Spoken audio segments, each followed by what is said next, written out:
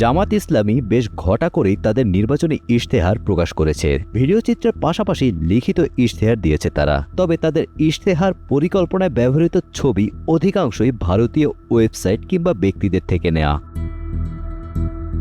স্বাস্থ্য পরিকল্পনার পাতায় শাড়ি পরিহিত মায়ের কাছে নির্ভয়ে থাকা শিশুটির ছবিটা ভারতের উত্তরপ্রদেশের সুলভ উপাচার কেন্দ্র নামের একটি ওয়েবসাইট থেকে নেয়া। একই ছবি একাধিকবার ব্যবহার করে বিভিন্ন দিক তুলে ধরে জামায়াত ইসলামী। মৎস্য ও প্রাণী সম্পদের ইশতেহারে ধান শুকানোর ছবিটা ভারতের দিবাকর রায় নামে একজন কলকাতার ফটো সাংবাদিকের তোলা। ছবিটি unsplash.com-এ তিনি আপলোড করে রেখেছেন, অর্থাৎ এই ছবিটিও বাংলাদেশের নয়।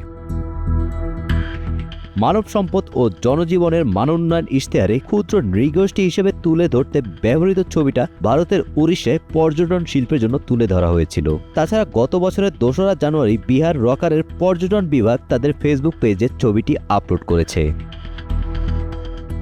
শিক্ষা ব্যবস্থার ইশতেহার ঘোষণার ছবিতে স্কুল ড্রেস পরা কয়েকজন শিশু সরিষা ক্ষেতের পাশ দিয়ে যাচ্ছে। ছবিটি মূলত ভারতের উত্তরপ্রদেশ সরকারের শ্রমিক ডিপার্টমেন্টের প্রকাশিত হয়েছে। ভারতের সরকারি pension.gov.in ওয়েবসাইটে একটি PDF ডকুমেন্টেও ছবিটি পাওয়া যায়।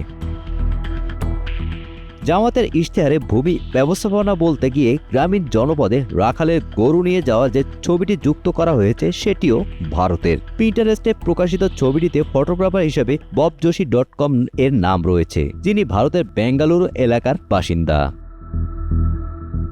সবার জন্য সামাজিক নিরাপত্তা শিরোনামে জামায়াতে ইসলামী ইশতেহারে শাড়ি পরিহিত নারীর ছবি প্রকাশ করা হয়েছে। সেলাইরত নারীদের সামনে থাকা এই নারীকে দেখে মনে হতে পারে তিনি একজন বাংলাদেশের নারী উদ্যোক্তা, কিন্তু এই ছবিটিও ভারতের ওম আরোহানাম সংস্থা নামে একটি প্রতিষ্ঠানের ওয়েবসাইটে এই ছবিটি পাওয়া যায়। সব মিলিয়ে জামায়াতে ইসলামী ইশতেহারে 6টি ছবি রয়েছে, যেগুলো ভারতের ওয়েবসাইট কিংবা ব্যক্তিদের থেকে নেওয়া হয়েছে। Golam Rabbani, Times today.